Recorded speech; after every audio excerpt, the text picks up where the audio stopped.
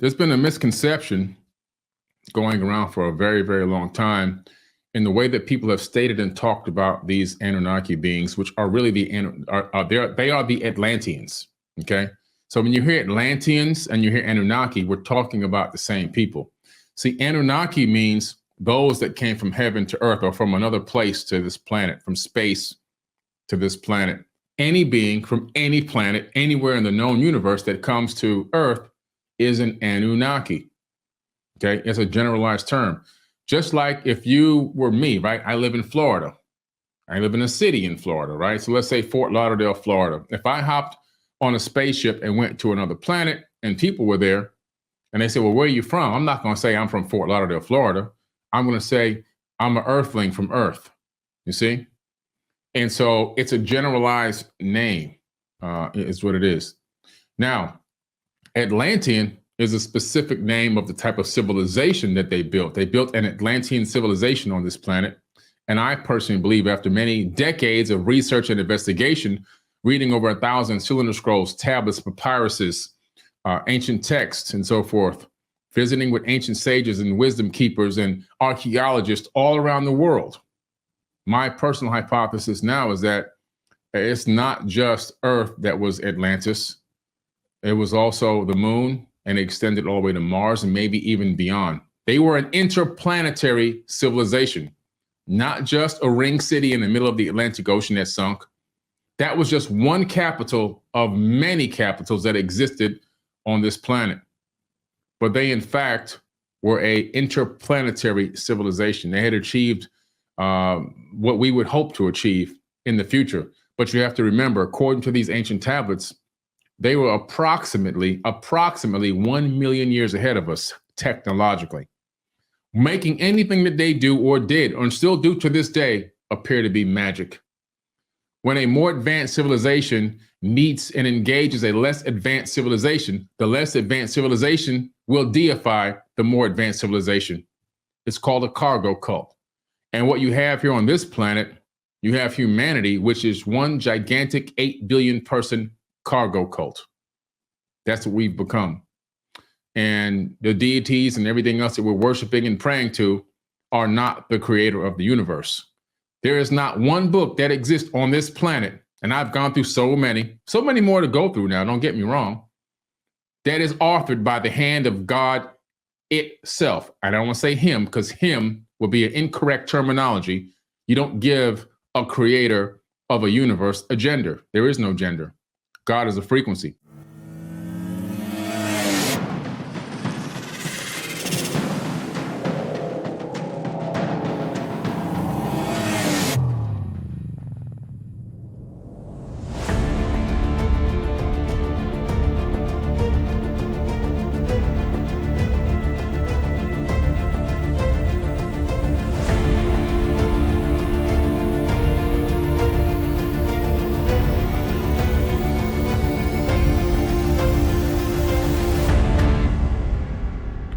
So what we're saying here is this: the text is written by flesh and blood people, except for one text that I know of. There's only one text that's written by one of these beings, and it's the Emerald Tablets of Thoth. I wrote my book about this gentleman, right? Look up Compendium of the Emerald Tablets. That's my book. In there, I talk about the guy who wrote his own tablets. He authored them himself. He didn't have a scribe write them. The rest of these tablets and scrolls and everything else were authored by scribes. People that one of these entities would dictate to.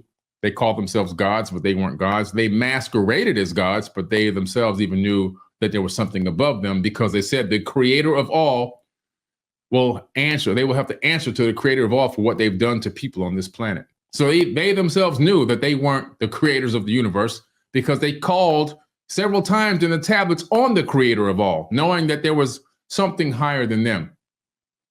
And so they've duped humanity. Some were nice, some were malevolent, some were benevolent. Some were good, some were evil. Yin, there's yang. Some wanted to help, some didn't want to help. Some tried to kill us off, some tried to save us. You can find this in all these different epics: Epic of Gilgamesh, Epic of Atrahasis, the Enuma Elish, and the 7 tablets of creation. These texts predate most texts that exist on the planet, with the exception of the Emerald Tablets, some of the Vedas, and maybe the only thing that will come even close to a written handed down text will be the Mahabharata, right? And so the misconception, let me get back to my point that I was talking about, is there's this misconception between people that are following the ancient astronaut theory is that the Anunnaki created humans. Now, we have to be careful on how we state this, because according to the text, they didn't create humans. In other words, they didn't just from scratch, out of absolutely nothing, poof, there's humans here through some type of magic or alchemy or something like that, or did they have the creation power? They use genetic manipulation, which we're going to take a look at tonight. We're going to take a look into genetic manipulation that was done in ancient times.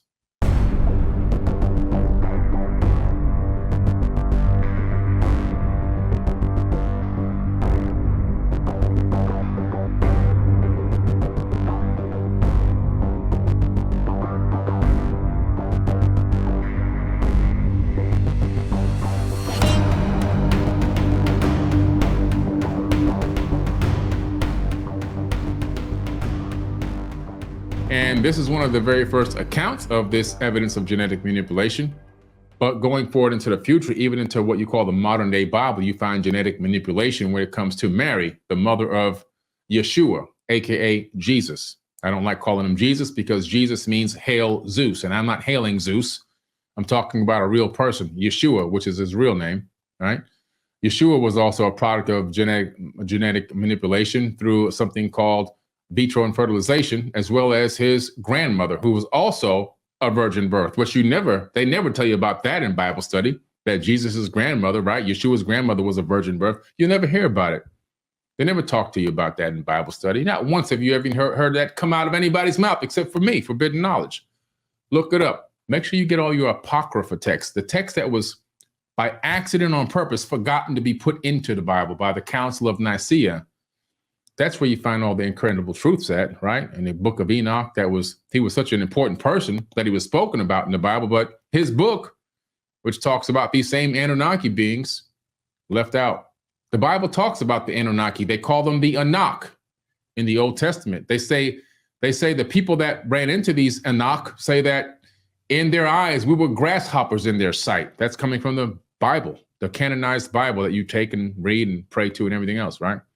So these are the Anunnaki, they exist. And these beings, these people that are in these Sumerian tablets, their names are in the Bible as well, but nobody ever reads the Bible, so they wouldn't even know. It's a singular term, but Elohim, the Elohim is the same thing as the Neteru of ancient Kemet.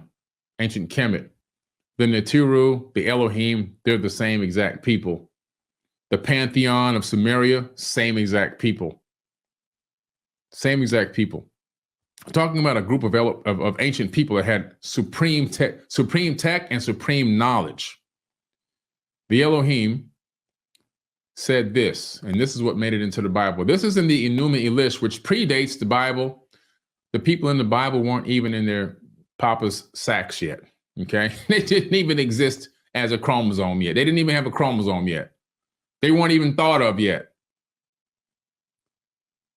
Let us make man in our image and our likeness. Does that sound familiar to you? Let us make man in our image and our likeness. Isn't that interesting?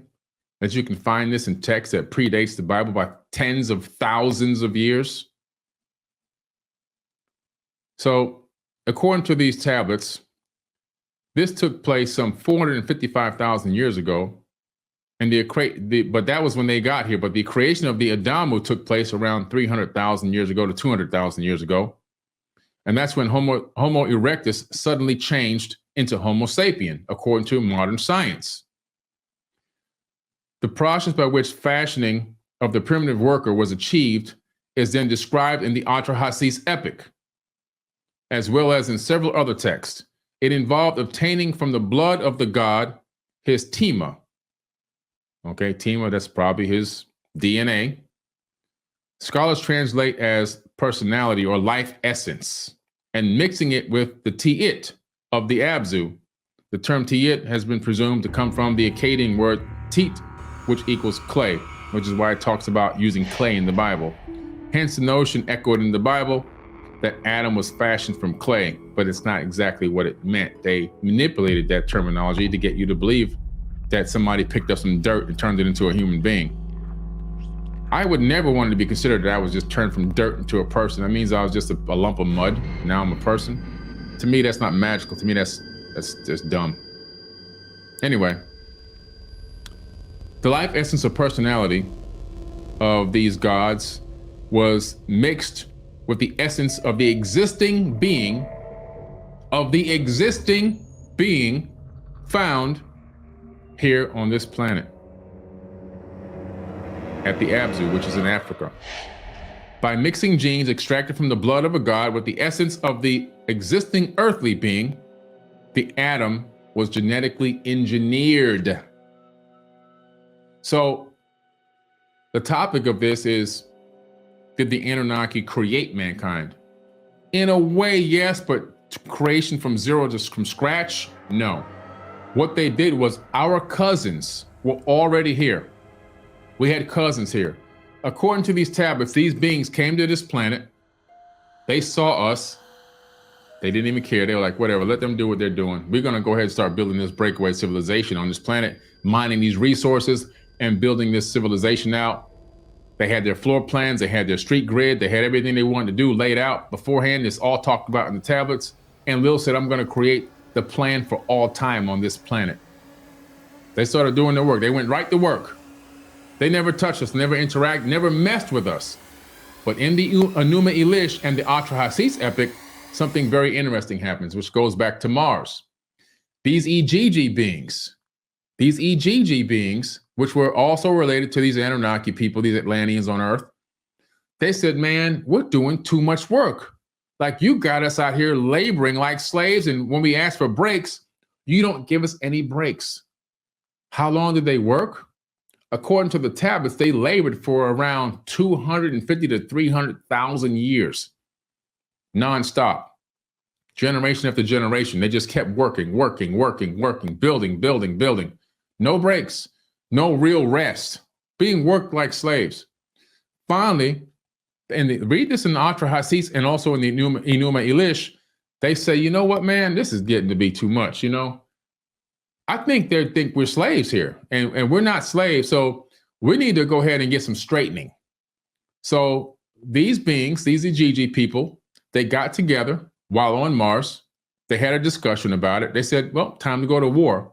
Time to go to war against the gods of Earth. That's Anu, who was the father, and then Enlil and Ea Enki. That was the Trinity right there. All right, those three people were running the planet. So what did they do? They got in their ships and they fell from Mars to Earth. They came from Mars to Earth. These are the gods that fell from heaven to earth in the Bible to go against God, to go against Anu, not the creator of the universe, God, to go against Anu, A-N-U.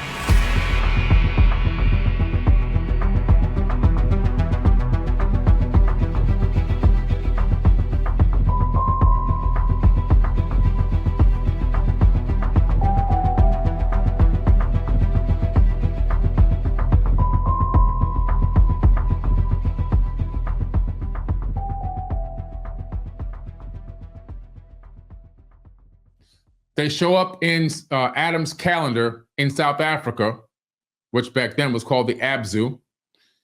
They go to the location where they are in the middle of the night, and they encircle the camp. Read this in the tablets. Read it. They encircle the camp. And then everybody begins to wake up because somebody comes and bang, bang, bang, bang, bang on the door. Like, get up, we here. And like, who's that rabble on my door? What's that rabble on my door? They call it rabble on the door in the tablets. They begin to get up and look around. The guards now are waking up. Everybody's looking around like, oh man, the Igigi are here. They don't look too pleased. They don't look too happy. They got weapons. Anu and Lil Enki, they come outside. The war is getting ready to happen. Enki comes up with an idea, says, I have an idea that might fix the problem. There is an existing, keyword, existing being on this planet. They're talking about our cousins. Before we became Homo sapien sapien, we were already here. Already. But we weren't Homo sapien sapien, and we weren't monkeys either. We were advanced people. We were smart people. We were just more spiritually in tune with the planet and ourselves. We weren't, we weren't like we are now with disconnected DNA. They disconnected our DNA and all this other good stuff. And so they said, Enki says in the tablets, he says, we will take our essence and combine it with their essence. And then we will make them into the workers. They will bear the load of the Anunnaki. And that's exactly what started to begin. So they went into this, they came to an agreement, and the Igigi said, okay, look, if you guys are really going to do this, we won't go to battle right now. We got you outgunned right now because there's a lot of workers, a lot of us, and not that many of you guys. And if you decide to, we could take you out right now. We're far away from the home planet. There's nothing anybody can do. This is like the Wild Wild West out here. We can do whatever the hell we want. So they're like, you know what? We're going to go ahead and let you do this. All right. And so now, very good point Kelvin brings up here. And thank you for the donation. The Anunnaki had considered, one of their considerations was artificial people. AI, sound familiar? Artificial beings, sounds a lot like robotic AI. And the brother said, no. They had a few of them in the medical place that they had. There's a medical city they established to help with the workers. But they said that if we have too many, then what will they need us for? What happens when they realize they don't need us? Even they knew back then that robotic AIs, too many of them, was dangerous. So they decided not to do the robotic AI. They decided to start tampering with genetics, organics. So they genetically modified the existing hominid. Now, what they did initially, if you read these tablets, they didn't come to the first successful Homo sapien right away. They didn't even come to a Homo sapien right away. They began to clone these people that were already here, genetically modify them with their DNA and everything, disconnect some of their DNA, get them to understand their language and be obedient, and they had them starting to do labor. But the problem in the tablets was this. These people couldn't reproduce on their own. It's just like when you take a tiger and a lion, you get a tigon, or a lion and a tiger, you get a tigon. A lion and a tiger that mate can mate with something, but they're never going to be able to give birth. They're never going to get anybody pregnant or give birth to anything, right? They're bare. They're barren. They can't do it. Same thing was happening with our cousins. They said, damn, this is a slow process. We need an army of people now. These Igigi, they're going to come back and they're going to be pissed. They're going to destroy us. They're going to destroy us. And Chris Jackson, did the Anunnaki kill off the dinosaurs? Yes, they did, because they needed to make way for the workforce and the civilizations that they were building out here on this planet. They talk about using a directed asteroid attack or directed comet strike. So this is pretty interesting. So they're like, we gotta speed this process up. Isis comes up with an idea. She says, you know what? I'm gonna take the egg out of one of these beings. We're gonna add our essence to it. I'm gonna put that in my womb and carry it to term. So this was the first of the genetic experiment that led to the Homo sapien. There's a famous cylinder scroll at the British Museum with Isis holding up the baby saying, my hands have created it. The first Adamu, which means first man. The Adamu, which means first man. And so she put this egg in her womb. Now, creating an egg in this way or in fertilization in that way is called creating a zygote in modern genetics, or what we call modern genetics today. She created a zygote. She inserted it into her womb. It attached. She went 10 months, according to the tablets, not 9, gave birth to Adamu. After she gave birth to Adamu, once they got it to a matured state, they then had him begin to mate with some of these other beings that they had already been tampering with. Didn't work. Mating didn't work. Mating didn't work. They kept trying to mate. This is in the Eden, E-D-I-N. It clearly states in the tablets it's E-D-I-N, Eden. In the Bible, it's Eden. Isn't that interesting? Eden was a gigantic outdoor laboratory with guards. The same guards that they talk about in the Sumerian tablets. If you read the Bible, they have the same guards at the gates there. And these guards have weapons in the Bible. They got weapons in the Sumerian tablets. You better not try to go in or out. They're keeping you in, and they're keeping the people on the outside out. And then what happens? They say, well, this ain't working. We can't mate this guy. His sperm, let me check the sperm again. His sperm is working. It's swimming, but it's not working with these other beings. We got to do something else. So what they do, they take some of his own DNA. They clone they clone Eve out of him. Then they mate him and Eve. And guess what? Bingo. It worked. She gets pregnant. Oh, now we got the formula. Now we don't have to keep making these damn clones. It's a lot of work. So now Adam and Eve is the first genetically modified Homo sapiens sapien that can mate with each other and have babies. So they begin to then reproduce that same experiment by taking eggs out of other women, inserting them into wombs of Anunnaki women, having them give birth and they call them the Hathors. These are the Hathors, all right? These are the Hathors that you learned about in ancient Egypt. Somebody says, do you know how our cousins got here? Yes, I do. If you talk to the ancient, the Aboriginals who I met in Australia, according to them, in ancient times, they were seeded on this planet by Pleiadians. That is their verbal handed down history for thousands of years. Not just them, also the indigenous natives of the North and South Americas. Same exact story. Interesting that this is an abandoned seed planet, that they seeded this planet with people, and then some period of time went by, they were gone. Then these Anunnaki people arrive and say, yeah, these people are just abandoned here. They don't even know what they're doing. They're just trying to learn how to develop themselves from scratch, and they took advantage of it. So back to the story. So they now have this mating thing going on. The Hathors have been doing these birthing houses, reproducing the same experiment with Adam and Eve. And now we've got, because you have to have a genetic pool. You can't create, listen to me, people. If you're a grown person right now, if you're a grown up and you still believe that 2 people can create 8 billion people, because we got 8 billion people on Earth right now, there's something wrong with you. I'm not insulting you. I'm just saying you got to rethink who you are and how high your intelligence level is. I'm just saying. Because if you go and have sex with your sister right now, you already know that baby going to be retarded. You know this for a fact. It's going to be a disabled baby, disabilities coming out the womb every time. And over time, by the 3rd or 4th generation, it's going to be all kind of malformed disabilities, right? So if we know that for a fact, then what makes you think that Adam and Eve is going to create 8 billion people? 2 people going to create 8 billion.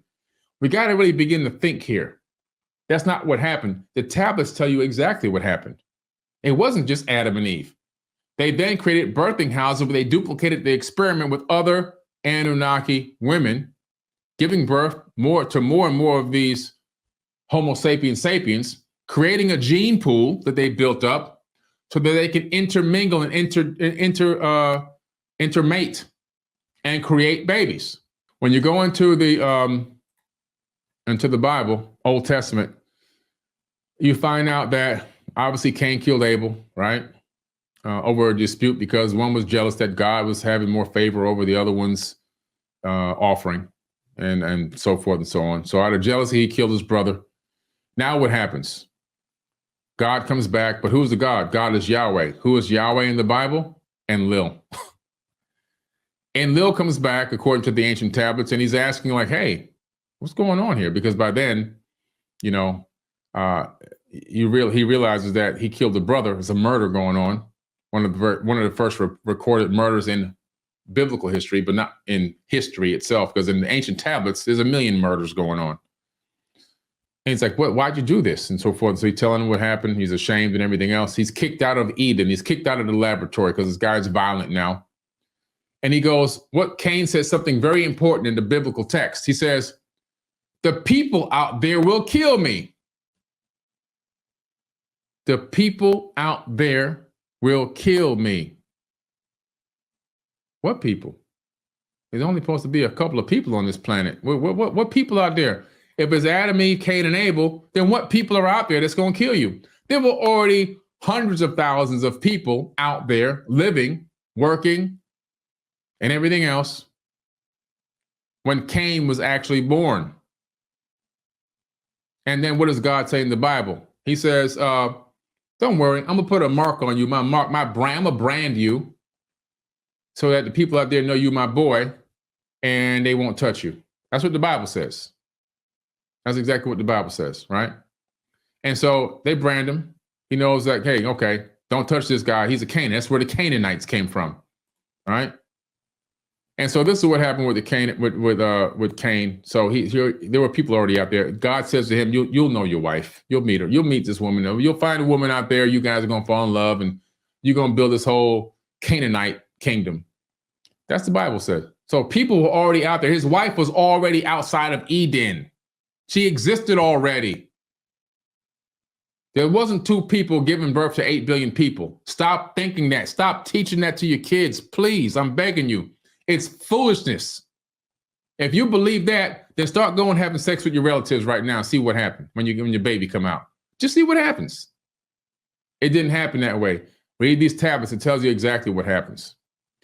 These beings were mating. They had creating this mating farm, this mating laboratory called Eden. And Enlil was known as the Lord. He was known as Satan, the Lord of Eden. Satan, the Lord of Eden.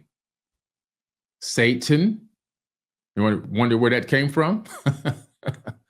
Yeah, he's Satan. The snake that was in the garden was his brother, Enki. Enki came with the knowledge to Adam and Eve and told them that they were stronger and bigger and brighter, and that when he did the genetic tinkering, that he put a little extra in them, that one day in the future they would be able to tap back into it, and they themselves could rise higher than the Anunnaki. And his brother found out about this and started calling him the devil. And that information is in the Myth of Adapa. Do I have that book down here? Oh, it's upstairs. The Myth of Adapa, which is another incredible ancient text, cuneiform text that's available. The myth. I did a whole thing with Matthew LaCroix on the Myth of Adapa. It's so powerful. In the Bible, where it's talking about that, saying that, the angels were jealous of human beings because they were going to be exalted higher than them. That comes from the Myth of Adapa, ancient text that's talking about human beings, us, being created at a higher level, but not knowing we were than the Anunnaki themselves. We have to tap back into our DNA. We have to tap back into our, what they're calling junk, and plug it back in. We have to tap into our pineal gland and our higher consciousness.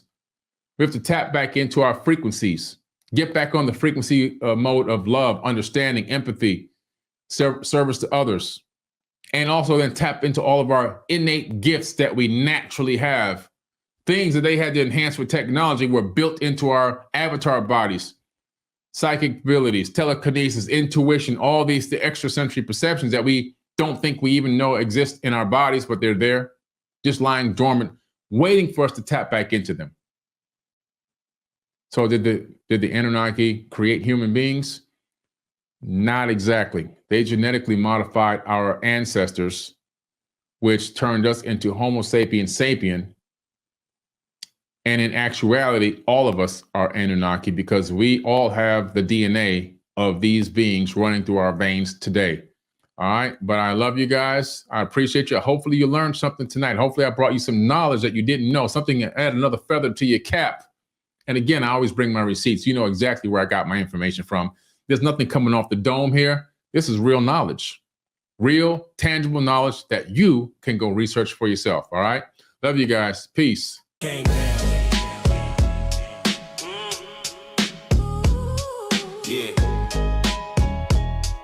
Yeah. Yo.